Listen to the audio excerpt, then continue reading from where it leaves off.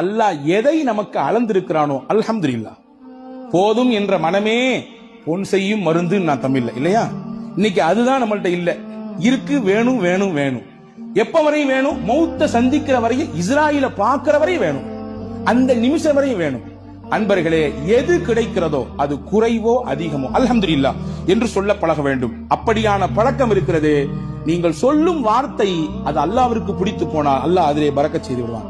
எப்படிங்க இருக்கிறீங்க? நீ யார்ட்டையா கேளுங்க, என்னத்த போகுது, மூட்டி வலி, முதுகு வலி, அங்கிடு வலி, இங்கிடு வலி, மருத்துவ செலவு, அப்படி இப்படி ஒரு பெரிய லிஸ்ட்.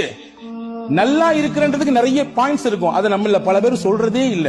ஆனா அல்லாஹ் சொல்ற, அல்லாஹ்வின் ரசூல் சொன்னாங்க, உங்களுக்கு அல்லாஹ் என்ன கொடுத்திருக்கானோ அதுல எது நலவு இருக்கிறதோ அதை நீங்கள் சொல்லி பழகுங்கள், அல்ஹம்துலில்லாஹ் என்று சொல்லுங்கள், அல்லாஹ் பரக்கத்தை தருவான். பயபக்தி மிக்க வாழ்க்கையை நாம் வாழ்வதற்கு பழகிக் கொள்ள வேண்டும்.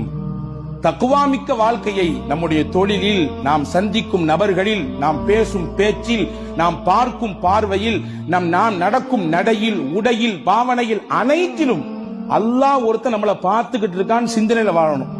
அந்த சிந்தனை நம்மள பல பேருக்கு பல சமயங்கள்ல போறதுனாலதான் பாவத்துல போய் விழுந்துடுறோம். ரசூல் சொன்னாங்க, யாருக்கு இந்த தக்வா மிக்க வாழ்க்கையை வாழ வேண்டும் என்ற பிரியம் வந்து விடுகிறதோ, பரக்காத்தின் மின சமாய் வல் அர்த், வான பூமியில் என்ன பரக்கத்து இருக்கோ எல்லாத்தையும் அல்லாஹ் கொண்டு வந்து கொட்டிடுவான்.